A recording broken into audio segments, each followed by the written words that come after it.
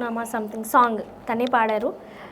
ఒక సాంగ్కి అంటే స్టెప్లు వేయడం జరిగిందనమాట. సో అప్లోడ్ చేస్తే అవి చాలా వరకు వెబ్సైట్లలో కానీ లేదంటే కొన్ని యూట్యూబ్ ఛానల్స్లో తీసుకుంటే బ్యాడ్ కామెంటింగ్ వస్తుంది, లేదంటే దాన్ని ఒక వేరొక అద్భుతంలా చేస్తున్నారు. అంటే పాజిటివ్ వేలో కాదు, నెగిటివ్ వేలో.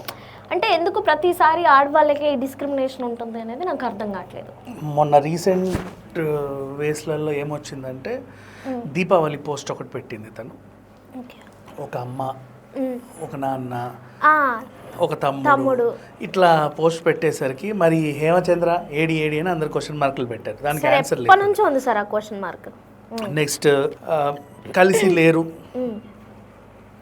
సపరేట్గా ఉంటున్నారు, వేరువేరుగా ఉంటున్నారు అనే వార్త బయటకు వచ్చింది. 2009లో అనుకుంటా వీళ్ళకి పెళ్ళైంది. చాలా లాంగ్ పీరియడ్. ఎందుకో ఎవరికైనా సరే వాళ్ళ లైఫ్లో కొంతమంది కలిసి ఉండలేము అనుకుంటే విడిపోతారు. విడిపోయాక ఎవరి ప్రొఫెషన్లో వాళ్ళు బాగానే ఉంటారు. ఎంత కాదనుకున్నా వీళ్ళు వెళ్ళాల్సింది ఒక థియేటర్సే తిరగాలి, కాస్త అటో ఇటుగానో, అదే ఫీల్డ్ కాబట్టి.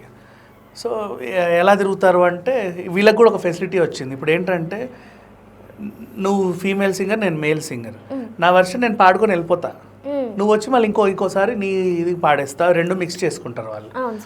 ఆ సౌలభ్యం వచ్చింది కాబట్టి ప్రాబ్లం ఏం లేదు. నువ్వు ఉన్నప్పుడు ఆయన ఉన్నప్పుడు నిన్ను పిలవరులే. బట్ ఆమె జీవితంలో ఆమె బాగుంది కదా, ప్రాబ్లం ఏంటి వీళ్ళకి? ఆ